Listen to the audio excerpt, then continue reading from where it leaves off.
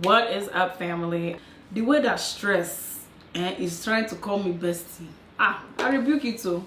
There's been a lot going on, and I was like, let me turn on this camera and just share all my sufferings, all my pains and sufferings. Why not put it for the world to see? So I'm currently back in Colombia. I went to Houston for about, I would say like 8 or 9 days. I had to host an event, and then I also wanted to pick up my puppy, so it was actually perfect. It worked out. So if y'all don't know, I have a puppy. His name is Milo. Yes, I named him after the drink. It'll be like, oh, Milo, it's Milo. Correct it.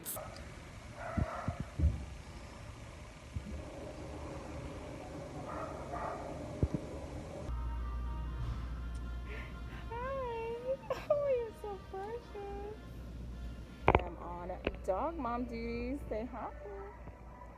This boy likes to be held, man. Yes. I adopted him when he was a month old, and now he's 5 months old now. Let me tell you, that my dog, he knows what to take. He's photogenic. Okay, I was taking his picture. My dog was serving.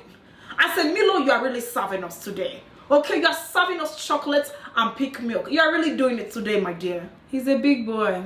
He's a big boy, my little shelter dog. He's so sweet. He's so friendly. That dog is so friendly. Every time he sees a human being, just wants to, look how his tail will be wagging. This dog pees every time he meets somebody new. Every time. I'm just like, I have to tell them, I'm like, hey, he's gonna pee. He pees like clockwork. I just like, Milo, why are you embarrassing somebody? Why are you? Somebody is trying to say hi to you. And look how you are urinating, you know. Embarrassing people left and right. That's my baby. Anyway, I was looking forward to having him here in Colombia with me because Medellin is such a dog friendly, really Colombia in general is so dog friendly. Everybody has a pet. They are just pet lovers, and I see some beautiful breeds.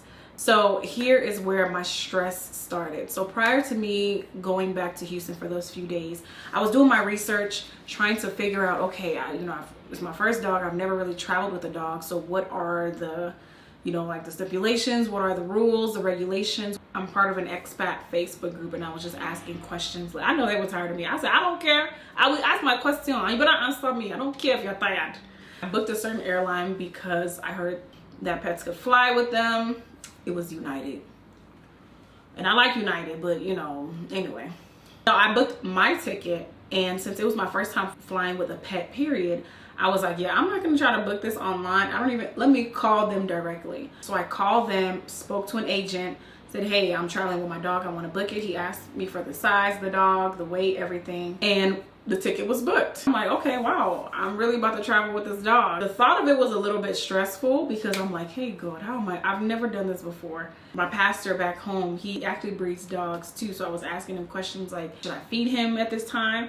When should I not feed him? So I was asking all the questions, and then I also went to the vet and I paid for a health certificate. Let me tell you, it's expensive. I said, God, what is this? So the health certificate only lasts for 10 days. So you have to get it within that 10-day period of you flying. So that's why I was very intentional about coming back to Houston at a certain time. I booked my flight late at night because I was like, okay, let me make sure I get there on time, and hopefully this dog is sleepy. What I've learned with traveling so often is that it's honestly best to just call Uber, like schedule an Uber pickup. If you're trying to rely on a friend, things happen.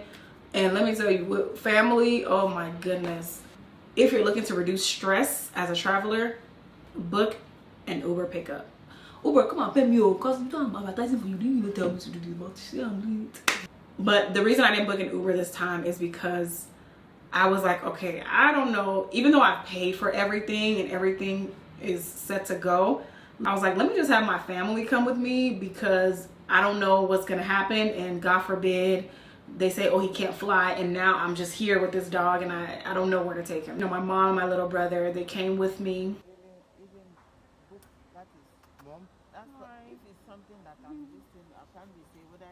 It was stressful. My brother was just playing video games. My mom, this one is shouting at him and doing this, and the dog is just there, just jumping. I said, please, I don't like stress. I don't like, please, just be coming down. God. If you have ever driven with, whether it's an African parent or an immigrant parent or a parent in general, when it comes to like driving, this is my mom, right? I will literally tell her as soon as we get in the car, I'm like, okay, mommy, I'm gonna use the GPS because it's gonna show me the fastest route to get there. She'll be like, okay. Then in the middle, she'll be telling me how to go to this place, and then she'll be getting upset that I'm not taking her advice. I'm like, but I told you that I'm gonna just follow the GPS. Every blessed time, I'm telling you like clockwork, this always happens.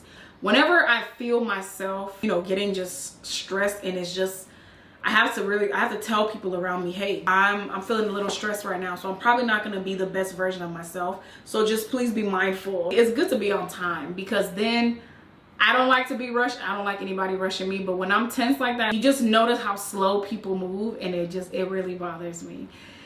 Hey, but I'm trying to keep it calm. Like, okay, please, can we just like, come on, can we just go? Like, and so we're walking in, and the lady, you know, at the counter, she sees me. She's like, uh-oh, what do we have here? And I'm like, I'm here to travel.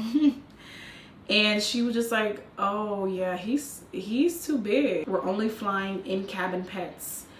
I'm just like, you know, ma'am, I called and I booked with United specifically. And here goes my mom talking on the phone with my dad. I thought this girl, that's why you don't book by yourself. You should have come to the airport and you should have booked. So I guess there was a miscommunication with the guy that helped me book. So with all that, unfortunately, I had to leave my dog behind. Oh, my baby. Wow. Just send the bag? Yes. The bags are good to go? Yes, I'm sorry. Any spare lithium?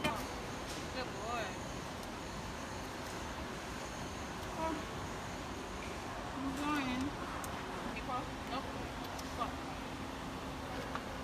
Sis, land him. What?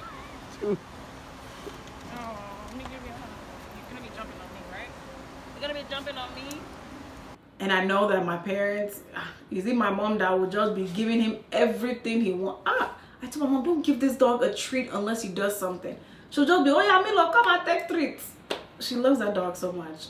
The main one that was like, don't get a dog. She loves him so much. But with him going back home, I'm even trying to figure out, let me tell you, I was so stressed on that plane because all I could think about was, now what am I gonna do, because the plan that I had just failed. And so I do have a friend that she's been with me through this Milo journey, even when she was adopting her own dog, and she offered like, hey, I can keep him, you know, and then when you get back you can just take him, kind of like a long-term stay, because I'm like, I don't want to give this dog away. But if it comes to the point where there was nothing that I could do, then I have to think about the dog. You know, you want to give him to somebody that, you know, you want him to have a good life.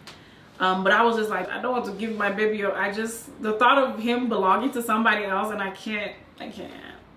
I honestly feel peace with leaving him with her, because she already knows him and she has a dog herself, you know, because dogs, they get separation anxiety. So I'm like, well, that'll be perfect so that Milo can have like a lifelong buddy, and her dog is so cute. So that's, I'm hoping and praying that it works out. The thing is, the dog doesn't even know the suffering that I'm suffering. He's just there jumping and looking for somebody's shoe to be biting. That's all he knows. He doesn't know that me, I'm in Colombia stressing to even afford this dog. I have to do OnlyFans. You see me, Milo's mommy. I beg, don't do OnlyFans. I beg, it's not, please. But you can still subscribe to my own. Even after that, like I said, I was stressed out on that flight, and then I get to Bogota, Colombia. I'm going through immigration. And, you know, normally I just kind of breeze through. They ask a few questions, you know, and you just kind of go on. But I guess I had the wrong lady today. She was looking at my stuff. She was asking me for the address and number, and I gave it to her. And she was just like, okay. And she goes back. She was like, okay, wait right here. She literally goes to the back, makes me wait about 30 minutes. I said, hey, God, auntie, please, what is it? Since I'm not a citizen, I have to dip out of the country every 90 days. Or I can file for an extension, but I'm actually gonna be dipping out because I'll be traveling somewhere else. Dipping out and then coming back. And so my ticket out of Colombia was going to Mexico.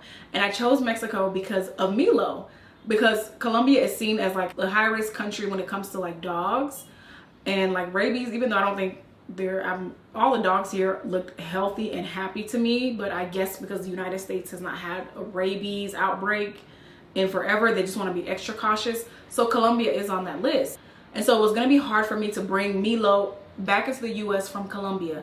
But I heard of a loophole that if I take him to Mexico, stay for a few days, find a vet there, get his health certificate from Mexico, then I can take him back. So my whole flight was booked around this dog. And so I'm thinking this woman is looking at my stuff like, this one is coming to Colombia, then she's going to Mexico. Hey, I said this woman thinks that I'm in the cartel. She thinks I'm transporting cocaine. Just hi. I said, please, auntie, I'm not doing drugs. I don't transport anything. Please, I'm a child of, I just want to sleep. It's already stressful. Please, just allow me. So I'm thinking like she's probably doing a background search on me to make sure that I am who I say I am. I mean, because I don't work in Colombia, I will be considered like a digital nomad. Even though I knew I wasn't doing anything wrong, I was like, let me not look too nervous. I don't know what the cameras are. Let me just look like I'm doing praise and worship. I don't know. And so finally, after about 30 minutes, thankfully I did not miss my flight. She comes back and she, you know, she lets me go. Even when I was walking, I just still felt nervous because I'm like, what if she's telling people to watch me in these, you know, the cameras. I made it to Medellin and I go downstairs to get my bags. I pick up my one blue bag and I'm like, okay, cool. Then I'm waiting for my second bag and I'm waiting and I'm waiting and I with it. Look at me standing there like a mumu idiot. Do you know that these people have lost my bag? I said, God, what is this? I said, God, what did I do? Huh? I said, God, is it because I said I want to do international slim mama that I should now come and be having international high blood pressure? What is it? They lost my bag. Oh God. What will I do? I have to just laugh because if not, you go mad, honestly. In fact, it was even the useless bag they gave me. Hey God, what am I supposed to do with this? This was even Milo's bag. And you know what, my biggest fear was, God, I was like, God, I hope nobody steals this bag. But luckily and thankfully, they did find my bag and they delivered it to me today, this afternoon. I'm grateful about that. So if you have ever lost a luggage while traveling, please comment below. Or if you have like crazy travel airport stories, I want to hear them all because I'm like, please, this stress, I know it's not only me. I'm about to head out. The sun is going down, so let me come and be going. And thank you once again for tuning in. Be sure to like, comment, and subscribe, and I will see you in the next video. Bye.